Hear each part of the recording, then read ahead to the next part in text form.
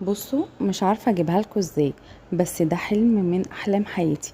يبان بسيط، يبان عادي لناس معينة وناس تقول ايه التفاهة دي، بس انا حلم من احلام حياتي ان انا اعلق اسمي على مطبخي.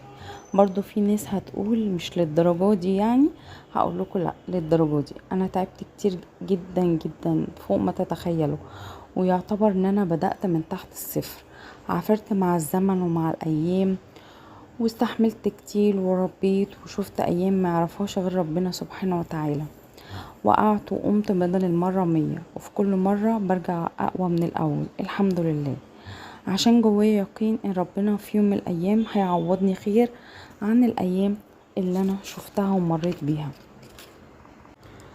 كانت صعبة.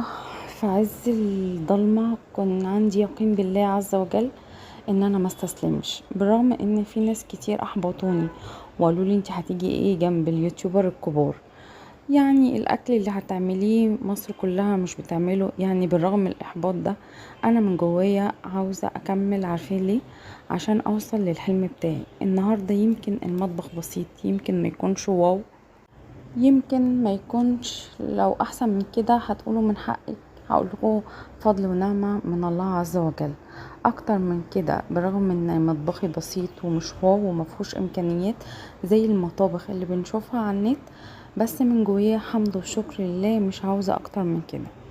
كل التفاصيل في المطبخ ايام تعب وشقة وحرمان، وايام عجايف، وايام ما يعلم بها الا ربنا. لكن مع كل الاصرار بتقدري توصلي للي انت عاوزاه. ده غير ان في الاول والاخر ده فضل من ربنا عز وجل، انه بينعم علينا بحاجات كتير. اولها انه بيطبطب عليكي في عز وجعك والمك، ويديكي اللي كنتي خلاص فقدتي الامل فيه. وانا هنا بقولك بالرغم ان الوقت اتأخر كتير، بس لا، ممكن تبدأي وتبدأي احسن من ما كنتي بدأتي من زمان. انا يمكن اتأخرت عن المشروع اللي انا نفسي احلم بيه ده، يمكن من 10 15 سنة. بس كان لسه ربنا ما اذنش ان يرتب لي حياتي زي ما انتوا شايفين.